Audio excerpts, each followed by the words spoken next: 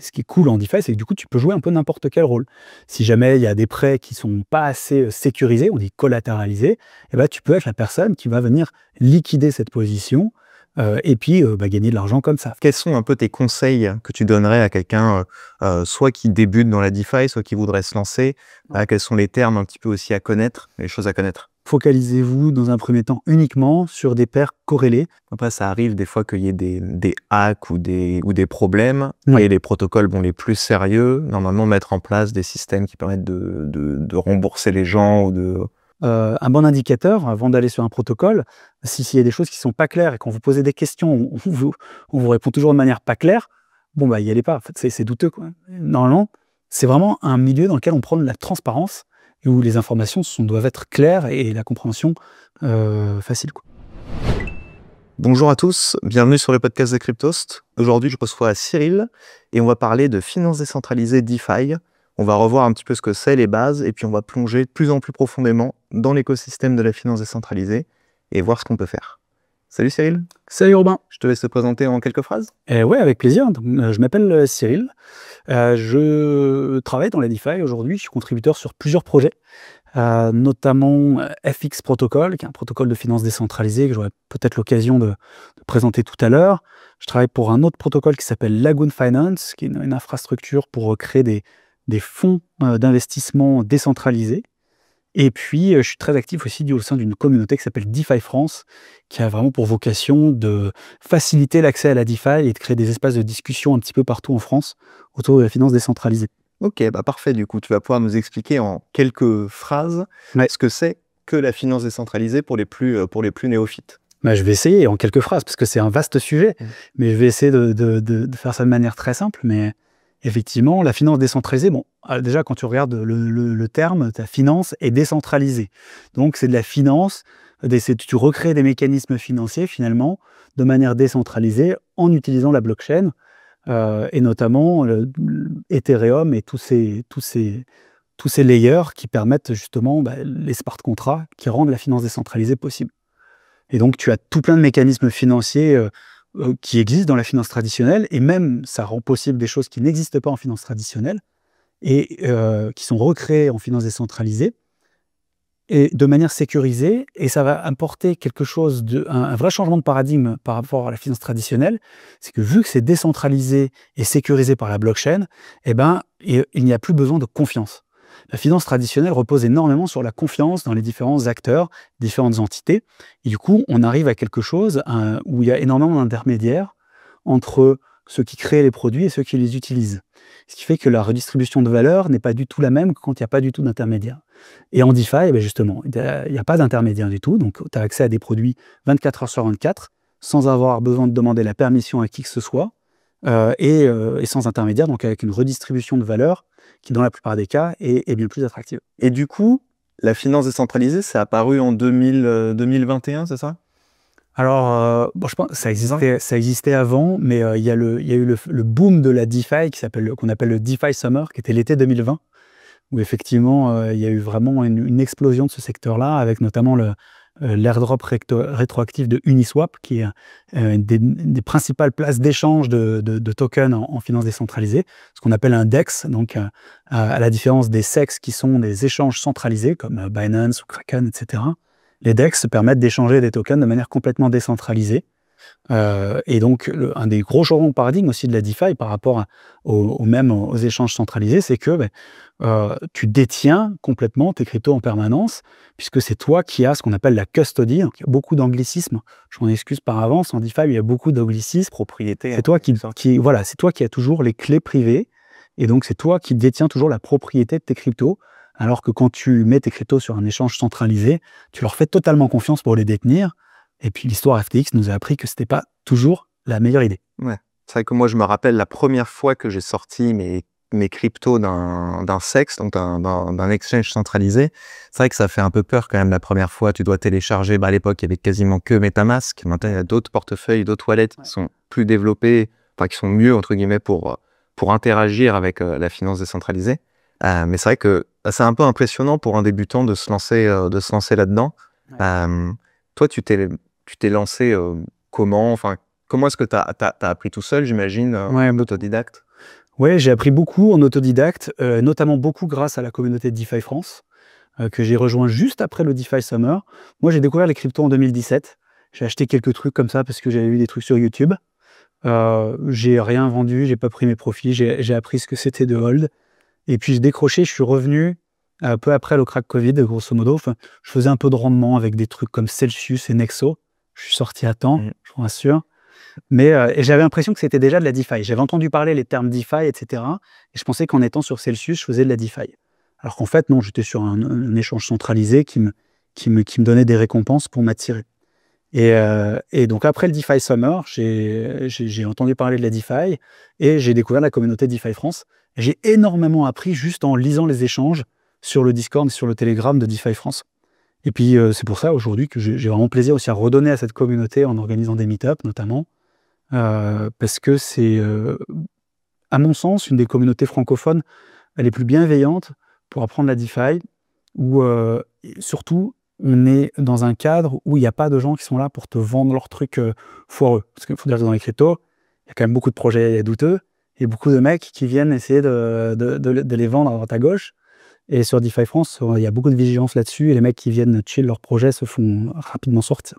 Parce que je me rappelle à l'époque, en 2020-2021, on voyait des taux de rendement qui étaient absolument monstrueux, avec des taux de rendement annuels à 40, 50, voire, pour ceux qui l'ont connu sur la Binance Smart Chain ou autre, des taux de rendement à 10 000, 100 000, 100 000 %. Ouais. Est-ce que tu peux revenir un peu sur les différents mécanismes qui régissent un peu la finance décentralisée, les projets qui se lancent, comment est-ce qu'ils peuvent proposer autant de rendement, à la fois du rendement, est-ce que c'est stable et périn dans le temps, le système de dilution de tokens, etc.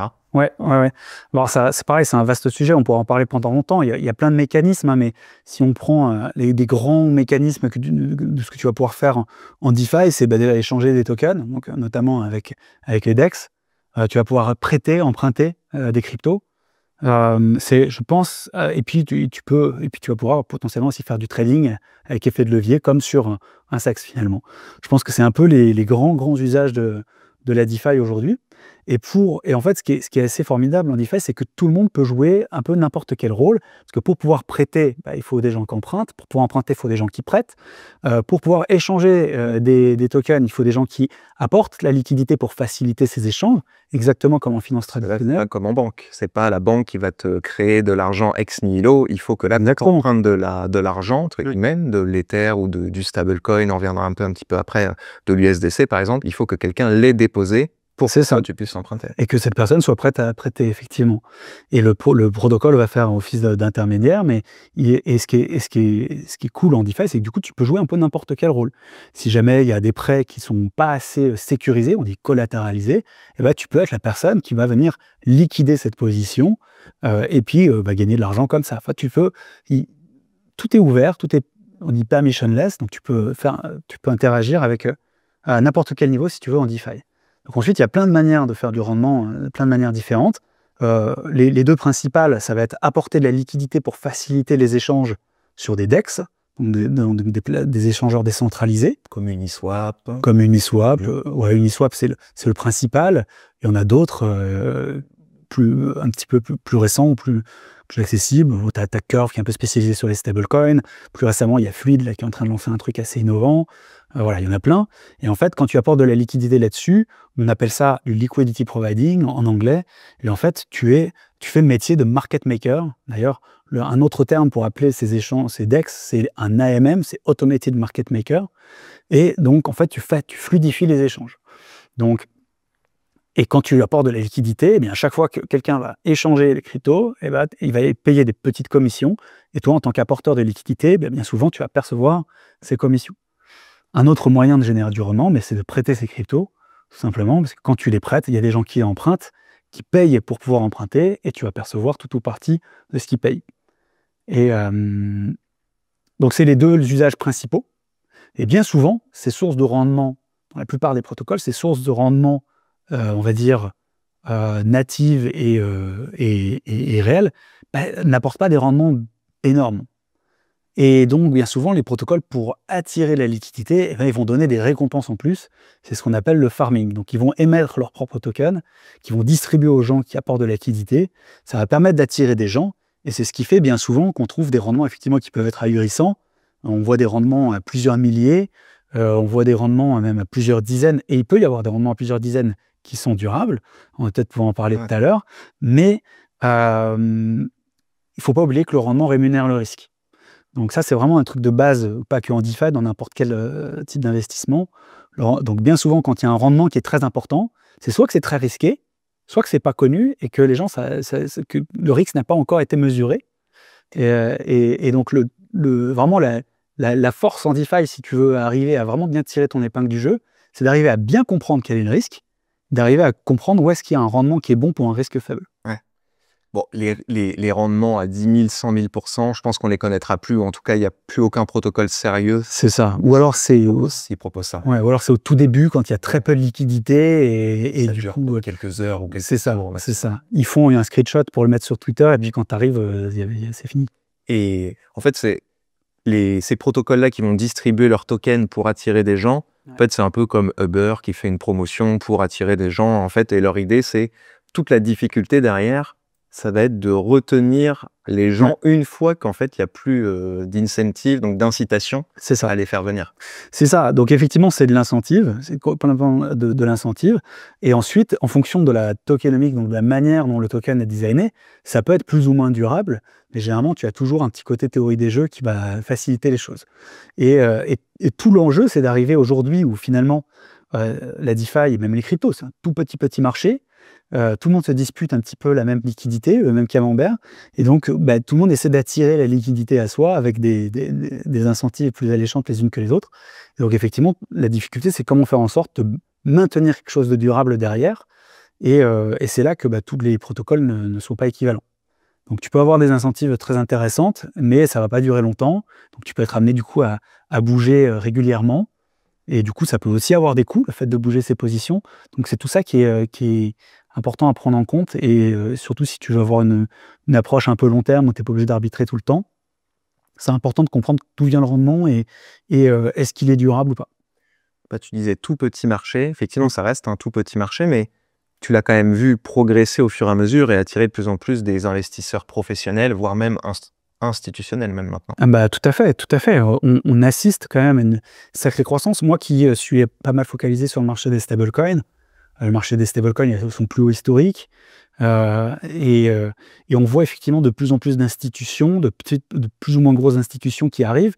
Et pour l'instant, il y a encore assez peu de grosses institutions qui viennent dans la DeFi, viennent dans les cryptos, mais pas forcément dans la DeFi. C'est-à-dire qu'ils vont plutôt aller vers des projets qu'on va appeler de CeDeFi, donc qui sont quand même assez centralisés, dans lesquels il y a un besoin de confiance.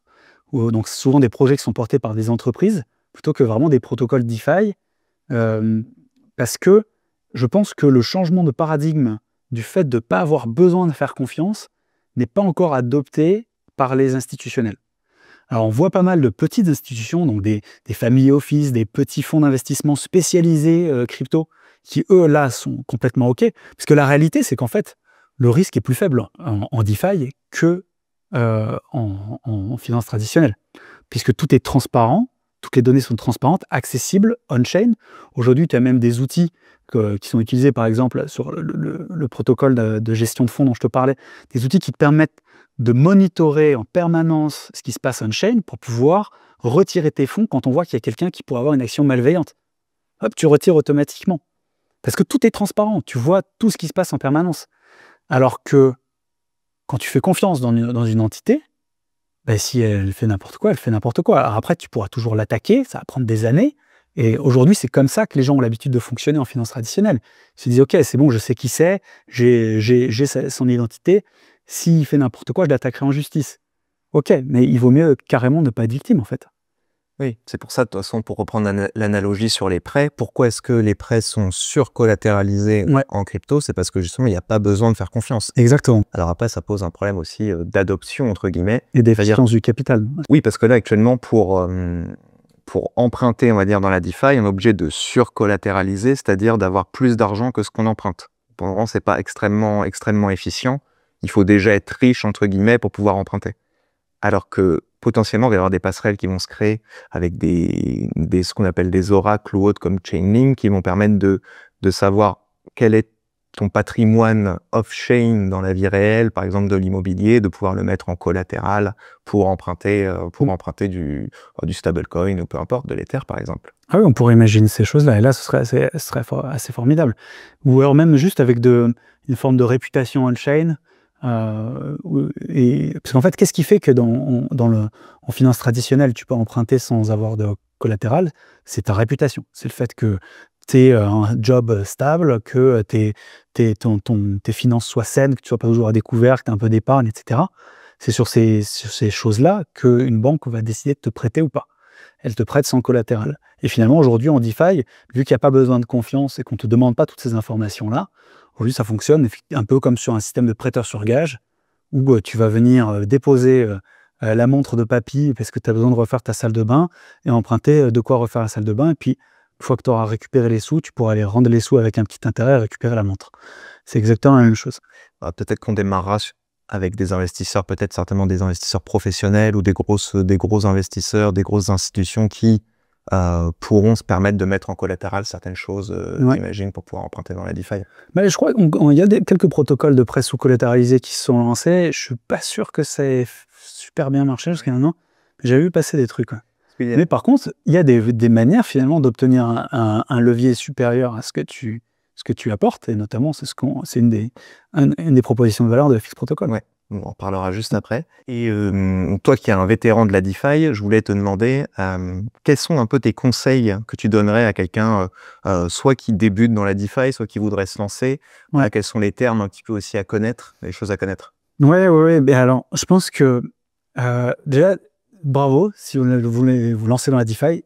Je vous encourage à le faire, c'est génial. C'est vraiment un monde super. Il y a vraiment un changement de mentalité quand tu prends aussi la possession de tes fonds. Parce que c'est ça, l'idée de la DeFi, c'est que c'est toi qui possède tes fonds.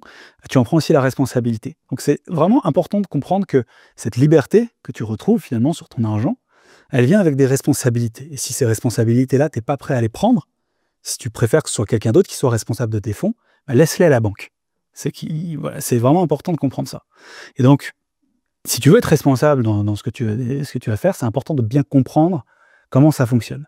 Donc, vraiment, le conseil que je donnerais à des gens qui ont envie de se lancer dans la DeFi, c'est de comprendre. Donc, d'aller lire des articles, d'aller lire la documentation des protocoles qu'ils utilisent, d'aller poser des questions. Et pour ça, il y a justement la communauté DeFi France est géniale. Je crois qu'avec Cryptos, vous avez aussi un espace de formation. Nous, on a effectivement un espace de formation et puis on a aussi beaucoup d'articles sur ce que c'est que la DeFi, finance décentralisée. Bon, vous tapez finance décentralisée Cryptos et puis vous trouverez pas mal de références et de sujets. Et puis même sur le site, on a une catégorie finance décentralisée où il y a tous nos guides. Donc n'hésitez pas à aller voir et jeter un coup d'œil. Donc c'est je pense super important de commencer par prendre le temps de comprendre ce qui se passe, quels sont les mécanismes, surtout quand on voit du rendement. Comprendre d'où vient le rendement, parce que généralement, on dit souvent, si tu comprends pas d'où vient le rendement, c'est qu'il vient de toi. Donc c'est important de bien comprendre, est-ce qu'il est durable, etc. Et puis de faire ses armes sur des blockchains avec des frais de transaction assez faibles. Donc pour ça, je pense que Base est pas mal, Arbitrum c'est pas mal aussi. Ce sont des blockchains qui sont des layer 2 de Ethereum, donc qui irritent en partie les sécurités d'Ethereum. Et donc en fait c'est une expérience utilisateur qui est exactement la même que sur Ethereum, avec une sécurité un petit peu moindre, mais surtout des frais de transaction très faibles qui peuvent permettre de faire des tests avec quelques dizaines d'euros, et du coup finalement en prenant pas trop de risques, des risques maîtrisés. Et ensuite il y a Ethereum qui a quand même plus d'offres globalement, avec une sécurité supérieure, mais aller sur Ethereum mainnet avec moins de 10 ou 20 000 euros, ça n'a pas trop de sens aujourd'hui parce que les frais de transaction sont trop élevés. Et ça va ronger les rendements que vous allez générer là-dessus. Exactement. Et si tu devais étonner, par exemple sur Base, peut-être 2-3 applications à tester pour quelqu'un qui veut se lancer dans la DeFi, qu'est-ce que tu conseillerais? Sur Base, il y a le DEX principal, c'est Aerodrome. C'est comme Uniswap. Voilà, c'est une sorte d'Uniswap avec un mécanisme d'incentive, on en parlait tout à l'heure, qui est très, très innovant, très astucieux. En fait, tout le but des incentives, c'est d'arriver à aligner les intérêts des différentes parties prenantes du protocole. Et là, ils ont trouvé un modèle qui est assez astucieux. Je vous inviterai à aller regarder comment ça marche. Quand tu déposes de la liquidité, c'est ça en fait, ils te rémunèrent un petit peu, ils te distribuent de leurs jetons, il me semble. C'est ça. En fait, quand tu déposes de la liquidité là-bas, au lieu d'avoir les frais de commission, tu n'as que le jeton. Et par contre, ceux qui détiennent et qui bloquent le jeton, donc qui sont vraiment, long terme sur le protocole, qui s'engagent vraiment dans le protocole, peuvent décider sur quelle stratégie vont être alloués les prochains jetons. Et en contrepartie de ça, ils gagnent les frais de commission générés par les stratégies en question. Donc ils sont, eux, vraiment incentivisés à distribuer les jetons sur les stratégies qui sont les plus profitables pour le protocole. Et du coup, ça amène un rendement plus intéressant sur ces stratégies-là. Le rendement qui est uniquement dans le jeton. Okay. Donc c'est assez astucieux. Maintenant, c'est un jeton avec une supply infinie. Donc il y a des gens qui sont vraiment pas chauds sur ce genre de choses. Mais quand tu le bloques, tu as un système de rebasing qui te permet de ne pas être dilué. Enfin, c'est vraiment une économique très très astucieuse et puis qui marche bien parce que c'est un DEX qui est très efficient, qui fait des volumes importants et puis qui redistribue énormément de valeur à ses utilisateurs. Et moi, j'aime beaucoup justement les protocoles où il y a beaucoup de redistribution de valeur. Parce que c'est ça la DeFi en fait, hein. C'est le fait qu'il n'y ait pas d'intermédiaire. Donc si finalement tu crées un protocole où c'est la team qui s'en met plein dans les poches, on retrouve les mêmes travers que dans la finance traditionnelle. Et là, c'est un protocole où il y a une belle redistribution de valeur, donc c'est cool. Ok. Et en termes de pourcentage de rendement, tu as une idée en tête? Non, franchement, ça dépend plus de quel type d'actif. Est-ce que tu veux faire du yield, du rendement sur des stablecoins ou sur des paires volatiles, etc. Un autre conseil que je pourrais donner aux débutants, si vous apportez de la liquidité sur des DEX, focalisez-vous dans un premier temps uniquement sur des paires corrélées, c'est-à-dire où les deux actifs ont théoriquement le même prix, c'est-à-dire des paires avec deux stablecoins différents, par exemple USDC, USDT, ou FXUSD, USDC, ou alors des paires avec, ça peut être une forme d'Ether particulière avec une autre forme d'Ether, et du coup, tu vas faire du rendement dénominé en Ether, parce que dès que vous allez apporter de la liquidité dans une paire où les actifs sont décorrélés, il y a un phénomène qui va être un petit peu difficile d'expliquer comme ça rapidement, mais vous pourrez faire vos recherches là-dessus. On a un article aussi sur Cryptos. Superbe. Un phénomène qui s'appelle l'impermanent loss, qui est assez intangible à saisir, mais qui peut quand même créer des pertes significatives en fonction du biais initial que vous aviez sur les actifs. Donc, je pense que c'est un bon conseil pour démarrer, c'est de démarrer quand on va apporter de la liquidité quelque part sur vraiment des paires corrélées. Ouais. Et puis petit, parce que inévitablement, vous allez faire des erreurs. Tout à fait. Inévitablement, vous allez faire des erreurs quand vous débutez, c'est normal, c'est comme ça qu'on apprend. Ouais, exactement. Ça peut coûter cher, c'est le coût de l'apprentissage. C'est pour ça que c'est bien aussi de se former, parce que ça peut aussi éviter des erreurs. Moi, j'ai fait des belles bourdes, je vais me bien regretter. Et c'était un très bon exercice, parce que je me souviens, il y a un moment où j'ai perdu, je t'en parlais un petit peu tout à l'heure, j'ai perdu une somme vraiment significative d'argent en faisant une bêtise, vraiment. Et mon premier réflexe, ça a été de dire « Ah, putain, c'est de la faute de leur truc, là, c'était pas clair. » Donc, mon premier réflexe, c'était de trouver un autre responsable. Parce qu'on est habitué aussi. Parce qu'on est habitué. Dans la société traditionnelle, il y a toujours des responsables pour plein de choses. On prend des assurances, des trucs, machin. En DeFi, il n'y a pas de SAV. Si tu fais une bourde, le responsable, c'est toi. Alors après, il peut y avoir des informations qui sont ambiguës, douteuses. Là, effectivement, on pourrait t'avoir amené en erreur. Mais la plupart des protocoles sérieux, en tout cas, ne cherchent pas à duper leurs utilisateurs. Au contraire, d'ailleurs, ça c'est aussi un bon indicateur avant d'aller sur un protocole. S'il y a des choses qui sont pas claires et quand vous posez des questions, on vous répond toujours de manière pas claire, bon y allez pas. En fait, c'est douteux, quoi. Normalement, c'est vraiment un milieu dans lequel on prend de la transparence et où les informations doivent être claires et la compréhension facile, quoi. Après, ça arrive des fois qu'il y ait des hacks ou des problèmes, et les protocoles les plus sérieux, normalement, mettre en place des systèmes qui permettent de rembourser les gens ou de rembourser les pertes. Enfin... Oui, alors après, c'est pas toujours possible. Le risque zéro n'existe pas, effectivement. Même un protocole qui a été plusieurs fois audité, parfois, il peut y avoir encore des hacks. Donc, le risque zéro n'existe pas, mais c'est aussi pour ça qu'on trouve des rendements qui n'ont rien à voir avec ceux du livret A. C'est parce que, bien entendu, il y a un risque qui est plus important. Ouais. Et je voulais revenir sur deux termes qu'on voit régulièrement dans la DeFi, juste pour les expliciter un petit peu, c'est APY et APR. Est-ce que tu peux nous expliquer un peu la différence? Parce qu'il y a quand même une différence qui est tout à fait fondamentale. Oui, tout à fait. Et puis ça peut être un peu déroutant au départ. Ce sont deux termes qui parlent de rendement, en fait. Donc, parce que le rendement, c'est quand même un bon moyen de comparer différentes stratégies. Quand tu vois un rendement à 5%, un rendement à 30%, naturellement, tu peux être intéressé par un rendement à 30%. APR, c'est du rendement classique. C'est combien sur une année, pour calculer un APR, tu regardes combien tu génères sur une année et tu le divises par combien tu as déposé de capital. Voilà, rendement classique. APY, c'est du rendement composé. Et donc là, ça va calculer le rendement que tu obtiens en réinvestissant régulièrement ce que tu as généré comme rendement. Le problème de APY, c'est que c'est du coup un peu un fourre-tout, parce qu'en fonction de si tu composes tes intérêts de manière quotidienne, hebdomadaire ou mensuelle, bah, c'est pas du tout la même chose. Et du coup, d'un protocole à l'autre, bah, y en a qui sont plus ou moins, pareil, transparents sur leur manière de calculer les APY. Et donc, c'est toujours bien. Moi, d'ailleurs, je fais un petit chat GPT. Un chat GPT te fait ça très bien pour convertir un APY APR en fonction de la fréquence de composition. Et typiquement, sur un protocole de stablecoin francophone lancé récemment, tu avais une différence de 15. Tu avais un APY quand tu avais 80%, en réalité, tu faisais du 55 ou 60. Ouais, parce qu'ils partent. Après, tu as des systèmes et des outils qui te permettent de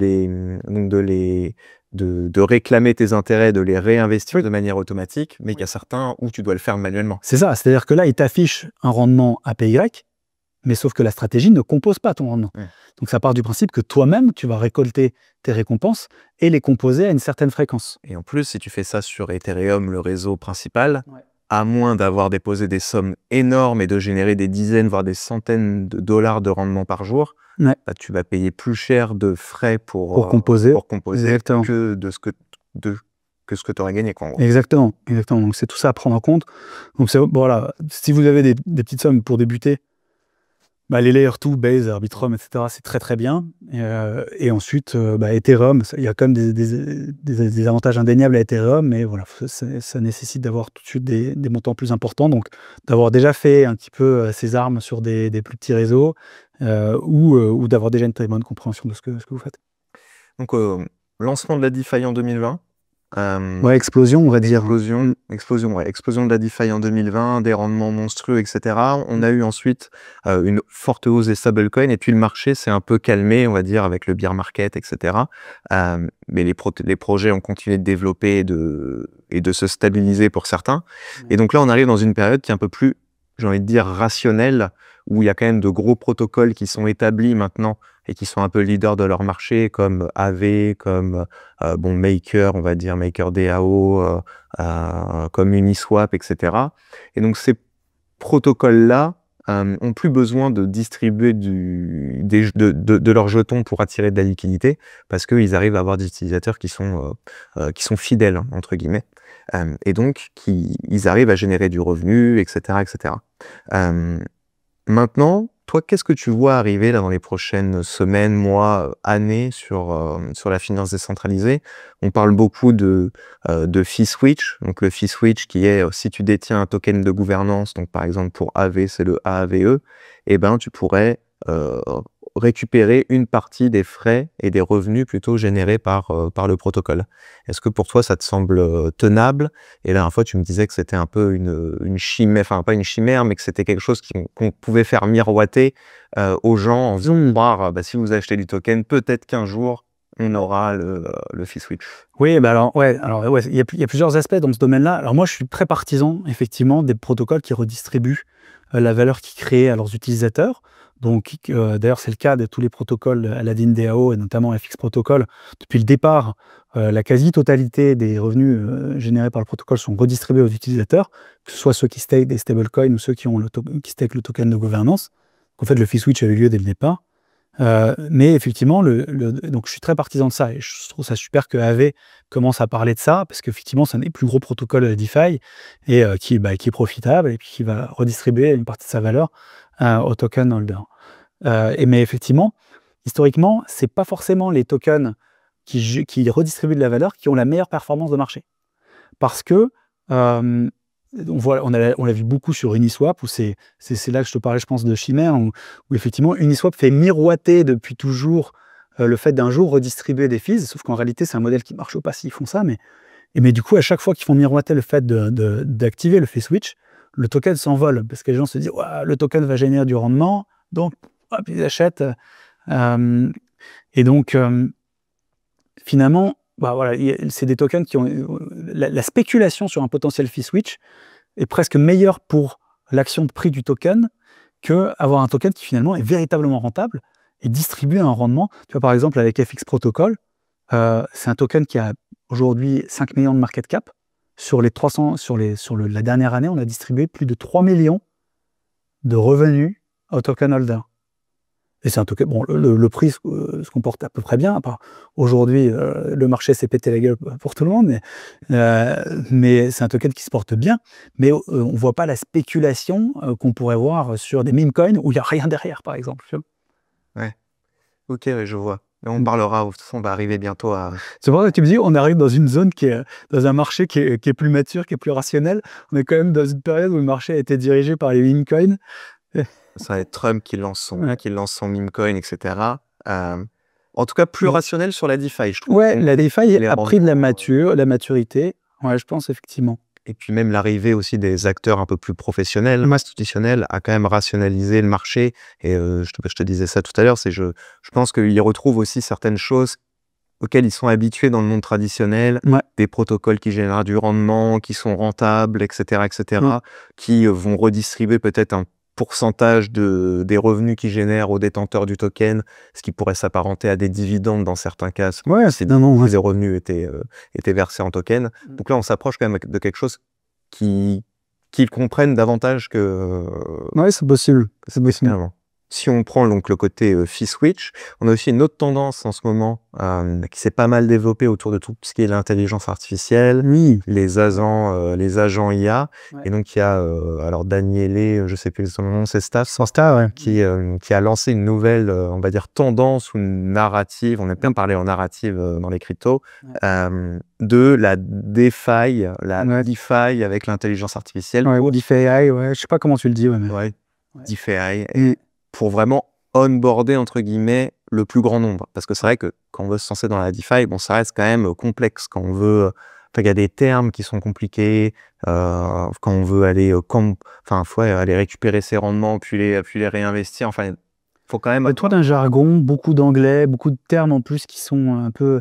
Tu vois, au départ, on parlait beaucoup de yield farming. Tu avais tout le côté... des analogies à la ferme, etc., que tu ne comprenais pas. C'était l'époque où tous les protocoles avaient des noms de bouffe. Ouais, ça c'était peut-être plus simple pour les gens. C'est très ludique, c'était un peu ludique, mais au départ, tu ne comprends pas grand-chose. Donc, effectivement, au départ, c'est pas facile de rentrer. Donc, peut-être qu'effectivement, l'AI pourrait faciliter l'accès. Je pense que, sans doute, de toute façon, clairement, dans tous les domaines, que ce soit en crypto ou même ailleurs, ça n'échappe à personne que l'intelligence artificielle, c'est vraiment le narratif du moment qui est poussé de partout. Et effectivement, on pourrait imaginer que l'intelligence artificielle faciliterait la prise de décision d'investissement en ayant une capacité d'analyse d'une stratégie bien plus importante et surtout dénuée d'émotions par rapport à un investisseur humain. Et c'est là aussi d'ailleurs que je suis moi très très bullish sur la décentralisation. Parce que, comme je le disais tout à l'heure, quand tu es investisseur, ton but, c'est de trouver le meilleur rapport rendement-risque. Donc, le meilleur rendement avec le moins de risque. Et une intelligence artificielle, entre prendre le risque de confiance dans des humains imprévisibles, avec des émotions, ou ne pas avoir besoin de faire confiance et pouvoir monitorer en permanence ce qui se passe, parce que tout est on-chain et inaltérable. Pour moi, le facteur de risque entre une stratégie décentralisée et une stratégie qui implique de la confiance, il est de fois 100.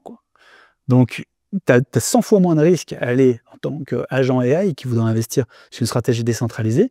Donc, si tu as le même rendement, voire même un rendement supérieur, en fait, pour moi, les AI agents, ils vont aller sur la DeFi, la vraie DeFi. Ok. Donc, tu penses que ça va être...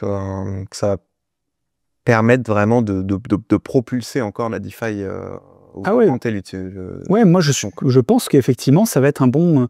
tout comme il y a une théorie assez bonne là-dessus aussi, et d'ailleurs on le voit avec Morpho récemment qui a été utilisé par Coinbase pour lancer des emprunts collatéralisés par Bitcoin. La DeFi va sans doute devenir aussi une infrastructure utilisée par la finance traditionnelle ou par les néobanques ou par la fintech, tu appelles ça comme tu veux, mais parce qu'en fait les mécanismes sont juste révolutionnaires, c'est extraordinaire. Et donc je pense que ça va être utilisé comme infrastructure, et effectivement peut-être que l'interface du utilisateur sera peut-être des agents AI ce sera peut-être effectivement des Revolut, ou ce sera peut-être... et que je pense que dans quelques années, aller configurer ton Rabbit, ton MetaMask, signer avec ton Ledger, machin, etc., ce sera vraiment les pionniers qui continueront de faire ça. Oui, ce sera ceux qui voudront absolument de la décentralisation. Et en fait, on va inévitablement pencher vers quelque chose qui va être davantage centralisé parce que plus simple à utiliser, pas besoin de gérer soi-même ses cryptos et donc d'avoir des risques de hack, de vol, de plein de choses. Ouais. Et on va un peu comme, on va revenir un peu à des exchanges, mais enfin, en fait, à des fintechs. Enfin, même, je sais pas si on peut appeler encore ça des fintechs. D'ailleurs, ça va devenir des... Je sais pas, ouais, mais je pense qu'effectivement, l'adoption va passer par davantage de centralisation.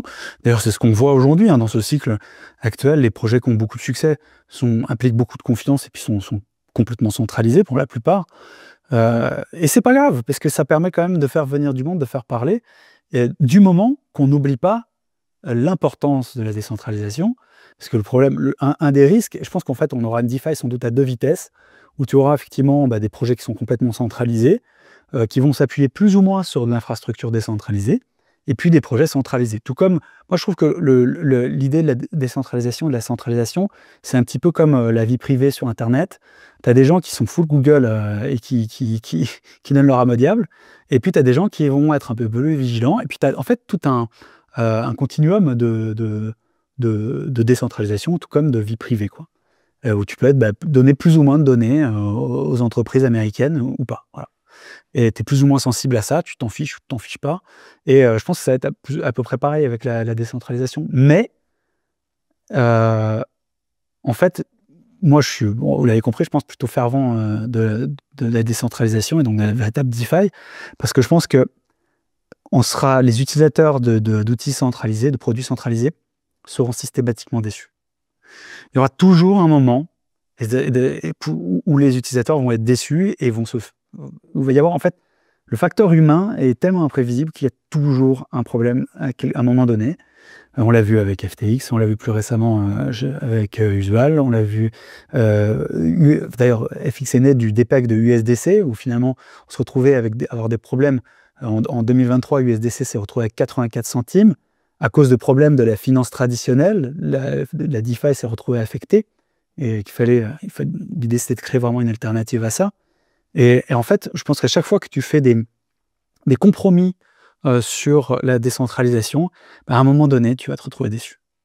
Et puis, en termes de rendement aussi, tout simplement. Le fait de passer par une plateforme centralisée ou par quelqu'un qui centralise tout ça, inévitablement, pour lui, qui génère des bénéfices, il va devoir rogner sur les rendements qu'on aurait pu générer de manière décentralisée. Alors ouais, tu peux avoir des rendements qui vont être très très juteux un temps, mais généralement ça dure pas très longtemps parce que la redistribution de valeur, elle se fait pas toujours au profit des utilisateurs.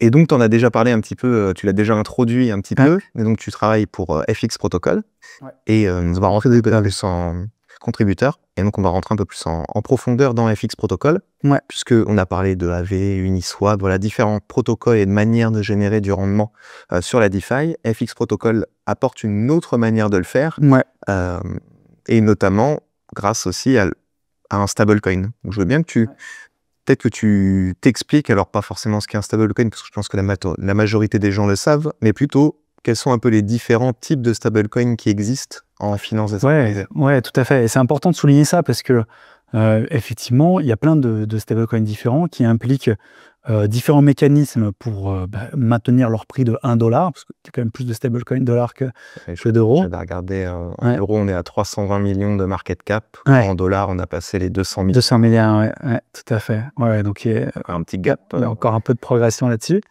Et donc, il y a plusieurs mécanismes qui font que ces stablecoins valent 1 $, qui vont impliquer plus ou moins de nécessité de confiance.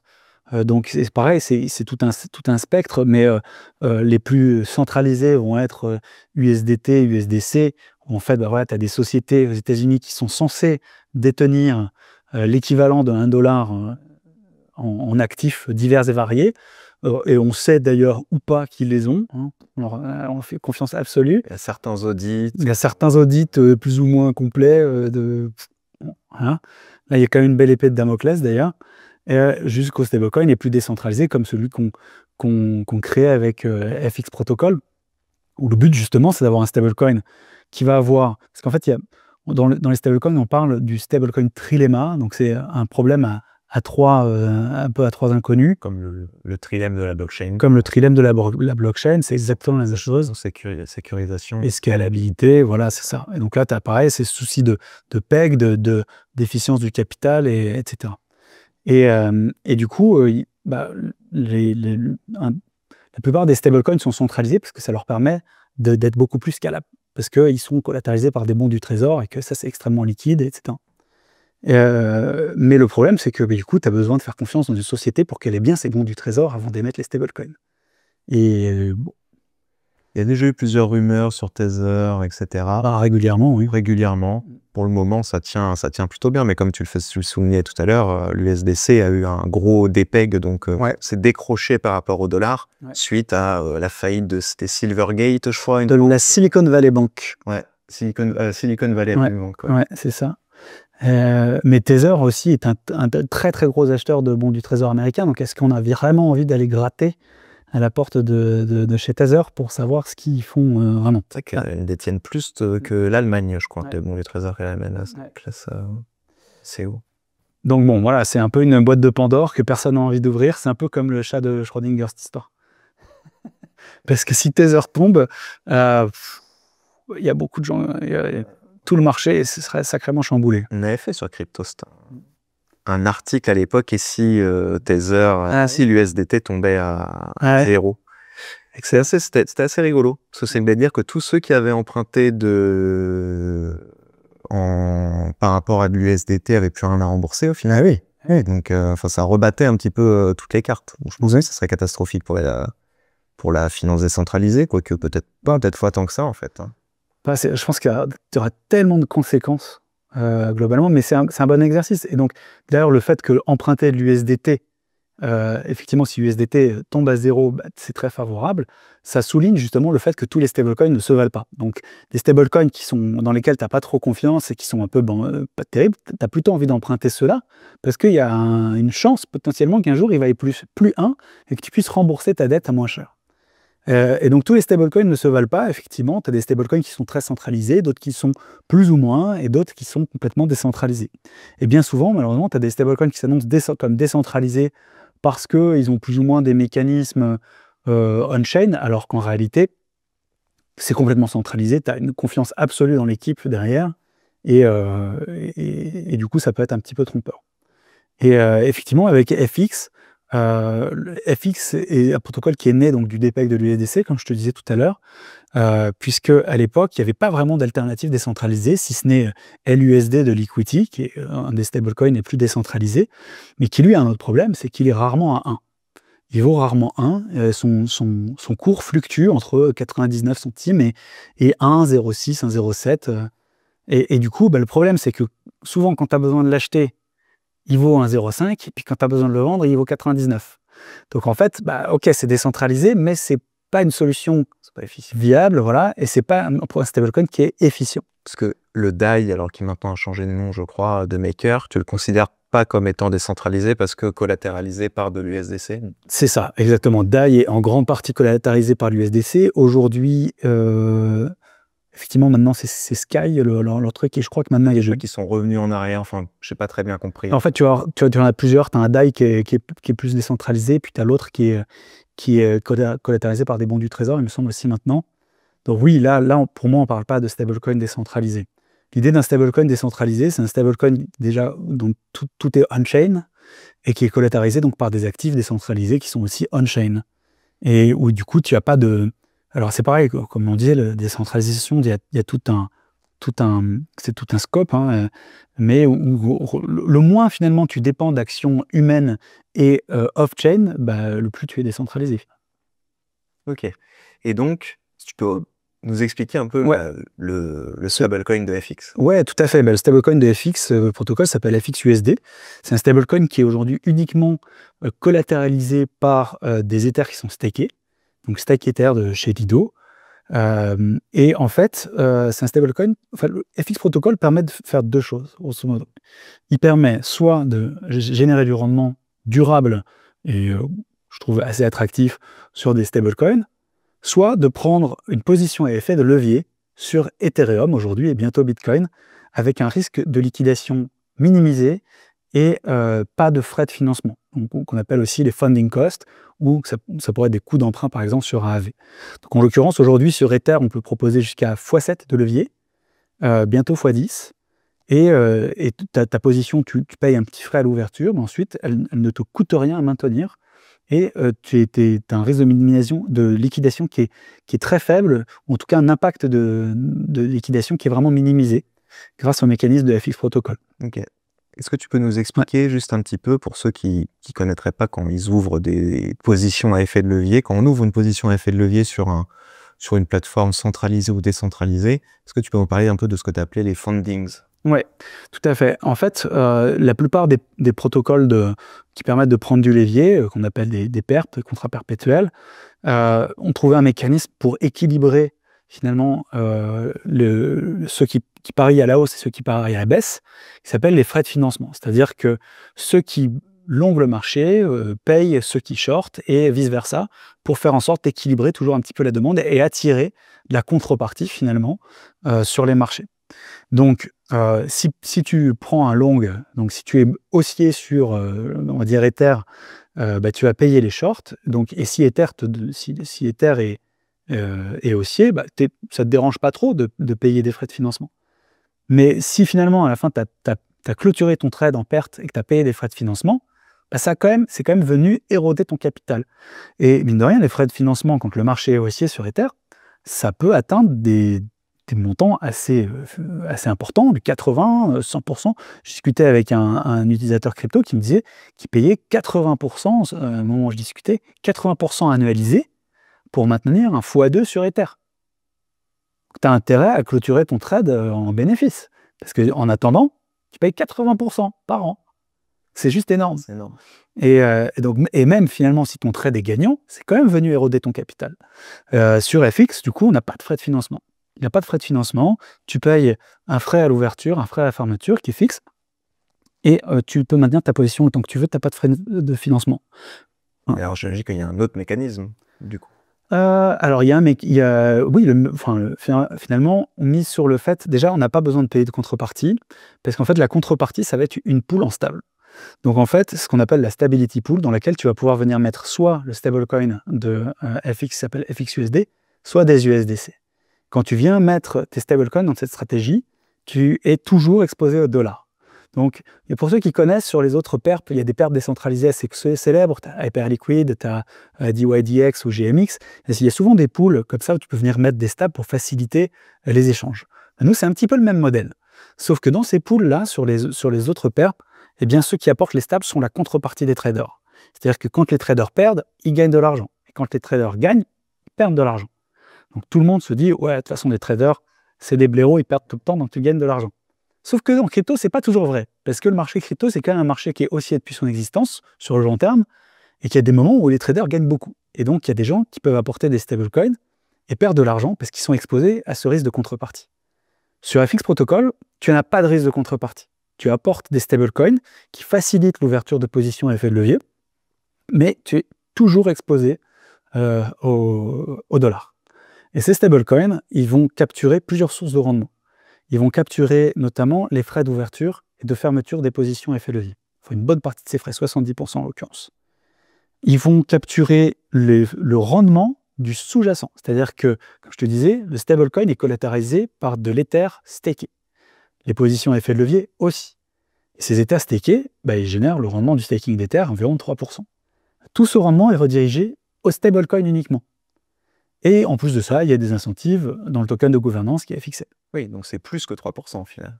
Exactement, puisqu'en fait, il y a plus de positions à effet de levier que de stablecoin.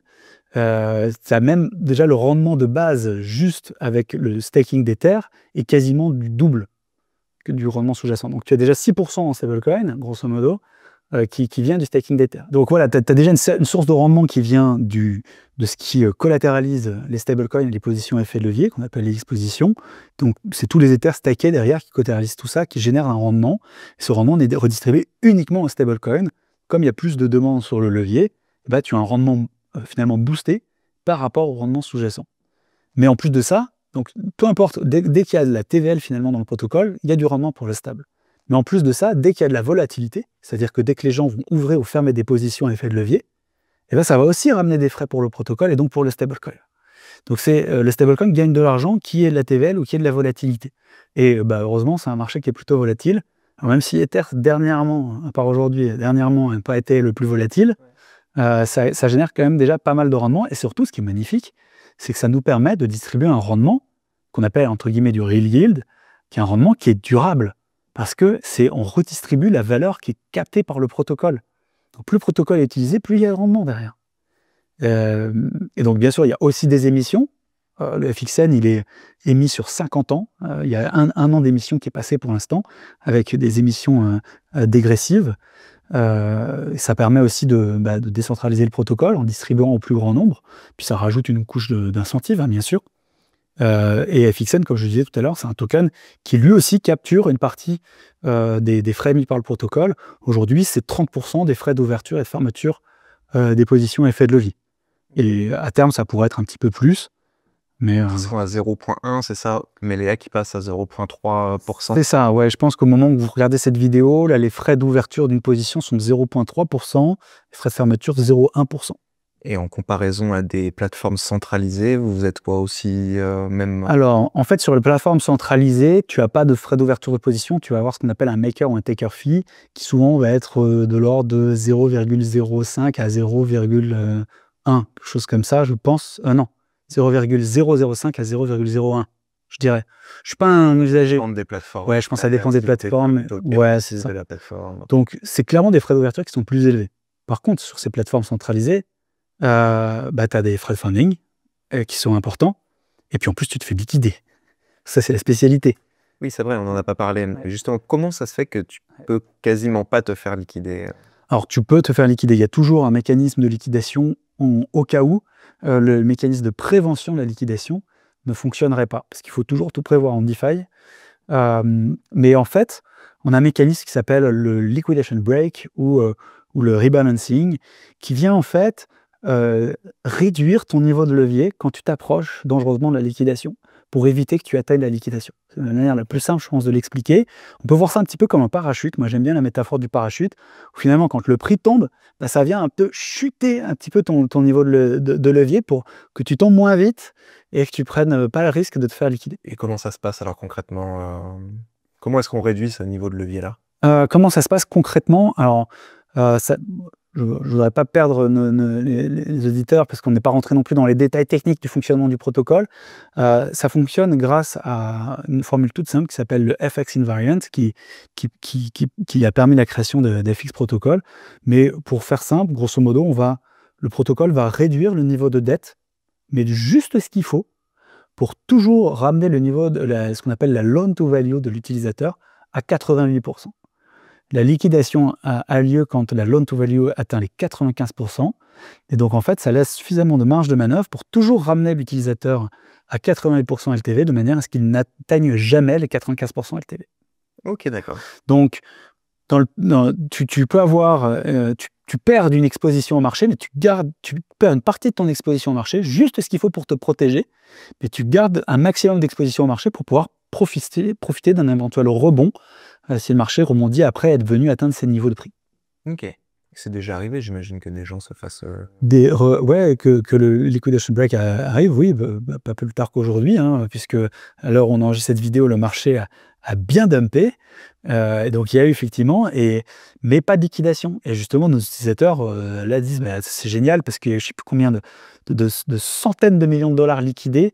Je crois qu'il y a eu 315 000 positions liquidées là cette nuit. Ouais, j'ai vu plus de 800 millions, mais ça c'est régulier en fait. Ouais, ça, c'est le milliard régulièrement. Ouais, je crois 10 décembre 2024, il y a eu 2 milliards en 24 heures, quelque chose comme ça. Et sur FX, on est très fiers de dire que jusqu'à maintenant, il n'y a jamais eu de liquidation. Donc, c'est chouette. Ouais, c'est cool. C'est chouette. C'est vraiment une nouvelle approche. Et surtout, ce qui est magnifique, c'est que c'est 100% on-chain. Tu n'as pas à faire confiance dans une... je ne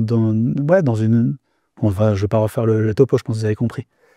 Et donc là, tu as parlé de la stability pool. Ouais. Il y a différentes pools sur FX. Ouais.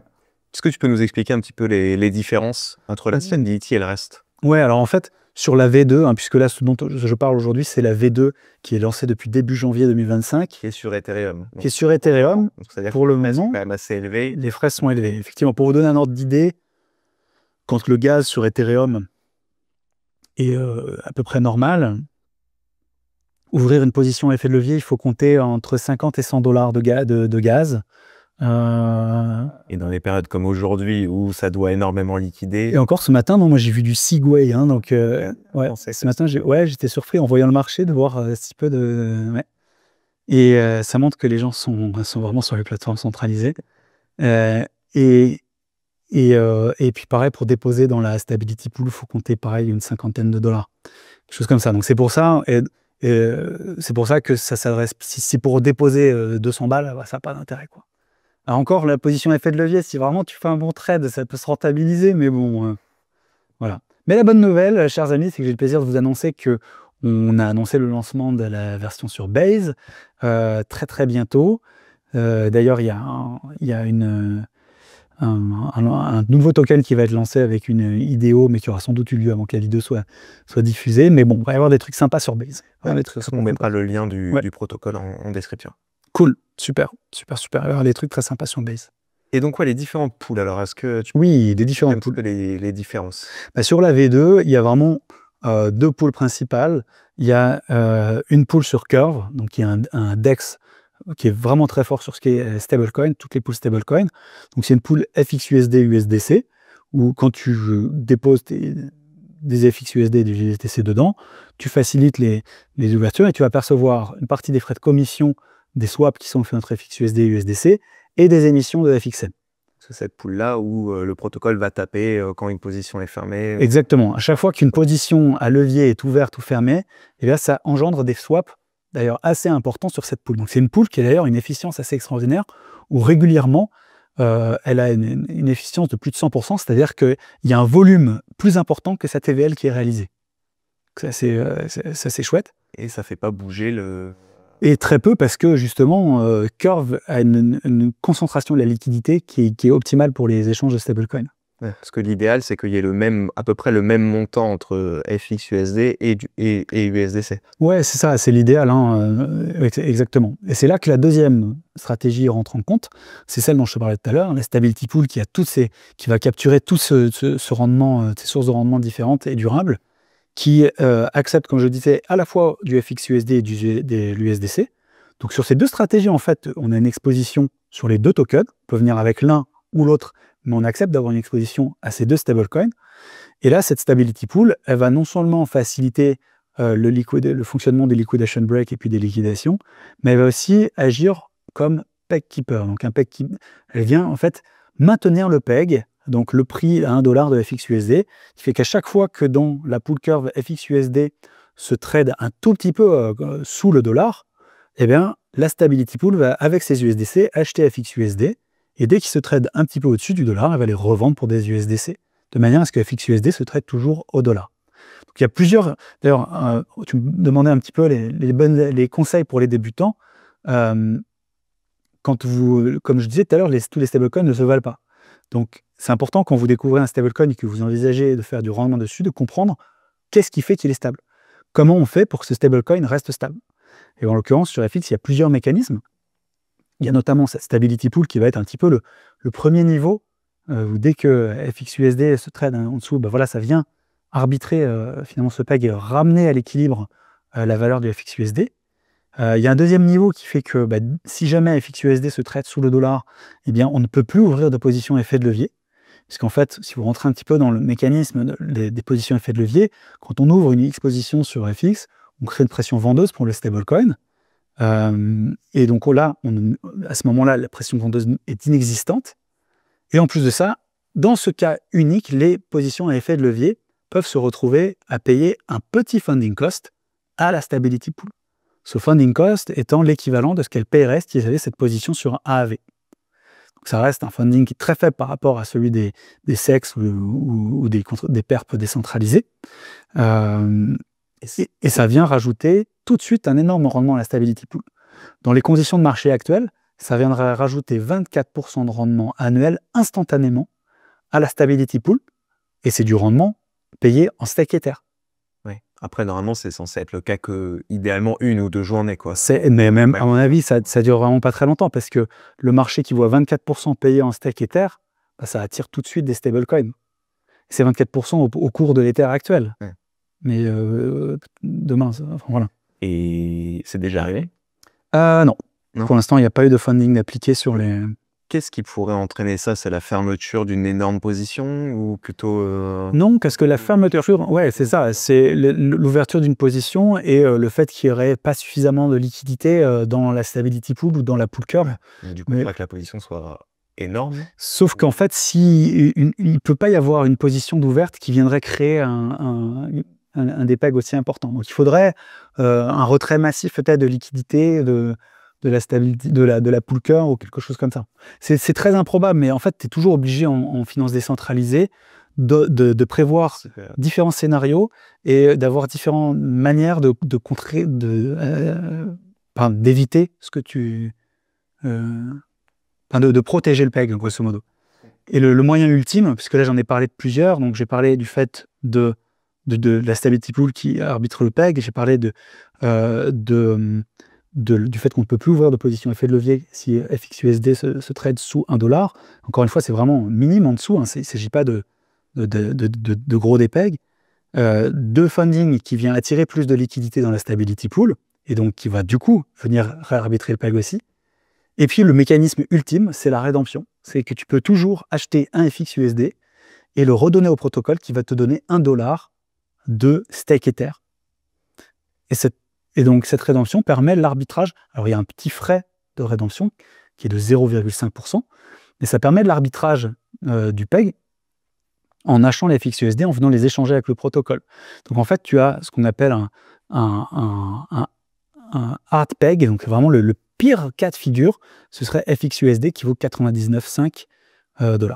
Et donc les stake Ether, ils sont dans le protocole et ils ne bougent pas du coup. Ah oui, tout à fait. Le protocole garde en permanence ces stake Ether dans ce qu'on appelle la réserve, et ce qui fait que les stablecoins et les positions effet de levier sont toujours collatéralisés par ces stake Ether. Ok. Et bientôt d'ailleurs des Bitcoin aussi, puisqu'on va permettre aussi d'ouvrir des positions levier sur Bitcoin. D'accord. Et du coup, tu as parlé d'un montant minimum, parce que là, on parle donc du mainnet sur Ethereum, et il n'y a pas grand intérêt à ouvrir des petites positions de quelques dizaines de dollars. Non. Mais des grosses positions, est-ce qu'il y a une limite, entre guillemets? Quelle serait la limite Alors, il n'y a pas vraiment de limite. La limite, en fait, elle dépend pas mal de la liquidité finalement sur la pool curve. Donc aujourd'hui, je pense que les plus grosses positions qu'on a vues s'ouvrir, c'est 500 Ether. Donc c'est déjà pas mal. Maintenant, après, le protocole a une très belle croissance, hein, puisque là, la TVL a fait quasiment x3 en 3 semaines. Donc on a une très belle croissance, et plus ça va croître, plus on va pouvoir permettre l'ouverture de grosses positions d'un coup. Mais donc la limite, en fait, c'est juste que tu ne peux pas ouvrir une position effet de levier qui viendrait faire des pegs le stablecoin. Voilà, okay, ouais, c'est juste ça. Okay. Et là, tu parlais de Bitcoin. C'est quoi les prochaines étapes justement? C'est de proposer Bitcoin, d'autres crypto-monnaies après à terme? Alors on a une roadmap qui est plutôt chargée avec plein de trucs chouettes. Effectivement, Bitcoin, 10x sur Ether, parce qu'aujourd'hui c'est 7x de levier. 10x sur Ether, Bitcoin, Base. On va aussi lancer une version tokenisée de la Stability Pool. Donc cette stratégie qui a toutes ces sources de rendement durable, etc. On va en faire ce qu'on appelle un yield-bearing stablecoin. Donc c'est un stablecoin qui suffira de garder dans son wallet et puis il va accumuler ce rendement. Et ça va permettre ensuite de faire plein de choses super chouettes avec la DeFi, puisque un des trucs formidables en DeFi, c'est la composabilité. C'est le fait de pouvoir interagir avec d'autres protocoles et imbriquer les choses. Et donc ce yield-bearing stablecoin, ça pourrait faire un très très bon collatéral sur des protocoles de lending, par exemple. Ça va pouvoir permettre des usages de yield trading, par exemple, ou de fixer le rendement avec Spectra, qui est un autre super projet avec des francophones dedans. Ouais, les podcasts d'ailleurs. Ah, super. Il est prévu que FXSave, c'est comme ça que ça s'appellera, sera sur Spectra dès le jour du lancement. Ça va permettre, parce que en DeFi, les rendements sont toujours fluctuants, et ça va permettre de pouvoir fixer son rendement, par exemple, ou au contraire, parier sur une hausse ou une baisse du rendement, plutôt une hausse sur Spectra. Voilà, donc il va y avoir plein de choses super chouettes. Donc ouais, essentiellement c'est ça. Et puis Base. Base, ça c'est vraiment beaucoup demandé par notre communauté parce qu'il y a plein de gens qui aiment beaucoup ce que fait Aladdin DAO. Parce qu'Aladdin DAO, c'est l'organisation décentralisée autonome qui est derrière FX Protocol. C'est toujours été des protocoles avec des très beaux fondamentaux. Moi, c'est ce qui d'ailleurs m'a séduit. Et ben, il y a beaucoup de gens qui sont frustrés de ne pas pouvoir accéder finalement à Ethereum Mainnet et qui aimeraient beaucoup avoir ce niveau de décentralisation dans leur usage. Et donc, Base nous a été beaucoup demandé. Et donc là, ça y est, ça va venir. Ok. Ouais. Et à terme, non, vous ne prévoyez pas de rendre la création de pool permissionless, etc. Alors ça, ce serait pas mal, mais on ne le fera pas avec le design de la V2. La V1, par contre, se prête beaucoup à ça, parce que la V1, c'est un modèle en fait, qui permet de... D'ailleurs, c'est comme ça que FX a été créé, c'est que ça prend n'importe quel actif qui génère du rendement, et ça le divise en un actif stable et un actif qui va avoir du levier. Donc l'actif stable, il n'a pas de volatilité, mais il a le rendement du sous-jacent, et l'autre actif a une survolatilité, mais il n'a pas de rendement. Rendement boosté d'un côté, volatilité boostée de l'autre. Et là, ça se prêterait pas mal à faire quelque chose de permissionless, parce que ça peut avoir plein d'usages très intéressants dans la DeFi, notamment permettre de composer des intérêts sur des actifs qui génèrent du rendement sans mettre de pression baissière sur le token. Et ça, il y a pas mal de projets qui seraient très intéressés pour ça, et qu'on pourrait faire des choses en marque blanche super chouettes. Mais bon, c'est un autre sujet. Mais par contre, on ne le fera pas sur la V2, parce que ce qu'il faut bien comprendre, c'est que tous les actifs que tu rajoutes comme collatéraux, ils viennent dans le backing, enfin ils viennent collatéraliser le stablecoin. Et la vocation quand même de FX, c'est de créer un stablecoin décentralisé sur lequel tu puisses compter. C'est-à-dire, c'est de vraiment créer une alternative. Et en l'occurrence, aujourd'hui, en quelques semaines, FXUSD est devenu le 30e plus gros stablecoin sur Ethereum. On est 44e, toute notre chaîne confondue, quelque chose comme ça, une très belle croissance. Et c'est complètement décentralisé, donc c'est vraiment d'autant plus chouette. Et on ne peut pas prétendre être un stablecoin décentralisé si on a du fartcoin dans le backing. C'est pas possible. Parce que c'est beaucoup trop risqué. Ouais, c'est vrai. Et vous êtes le deuxième en décentralisé, considéré comme étant totalement décentralisé. Ouais, bah, y a LUSD qui est encore plus gros aujourd'hui, mais bon, qui tombe un petit peu en désétude parce que déjà, il est décentralisé, mais il est beaucoup moins efficient. FXUSD, dans son design, est extrêmement efficient parce que FXUSD a un ratio de collatéralisation de 100%, alors que le protocole, lui, est surcollatéralisé. Mais le stablecoin, lui, il est collatéralisé à 100%. Et ça, c'est unique en DeFi. Ok, super intéressant. Est-ce que tu vois quelque chose à ajouter? Bon, je pense qu'on a pas mal couvert le truc. Pour résumer, c'est important de bien se renseigner, bien comprendre ce qu'on fait en DeFi. S'il y en a qui s'intéressent d'ailleurs de comprendre un petit peu mieux, s'il y a des choses qui ne sont pas claires, notamment sur FX Protocol, il ne faut pas hésiter à venir poser des questions. Il y a le Discord de Aladdin DAO qui est très vivant, à la fois en anglais, il y a même des chats francophones. Alors, je suis presque le seul à répondre dedans, mais je passe quotidiennement dessus. Il y a DeFi France, il y a votre communauté aussi. Donc, c'est important, voilà, bien comprendre ce que vous faites. Et une fois que vous avez ouvert la boîte de Pandore, la DeFi, ensuite, il y a une infinité de possibilités. Et puis, c'est passionnant. Donc, je vous invite vraiment à regarder ce qui se passe de ce côté-là. Ok, merci beaucoup. Et puis surtout. Et nous, on va mettre tous les liens en description vers la documentation, le protocole. Et puis, on a un lien de referral avec un code, ceux que je vous mettrai en description, et qui vous permet de booster un petit peu vos rendements sur FX. Et oui, tout à fait. Vous avez tout intérêt à l'utiliser, parce que c'est vraiment du bonus. Hein. C'est dommage de faire du rendement sur FX sans ajouter un lien referral. Donc, autant prendre celui de Cryptost, parce que... Puis en plus, ça nous soutient. Donc, voilà, exactement. Voilà. Merci beaucoup, Cyril. Merci à toi, Laurent. C'était un vrai plaisir. Salut. Salut.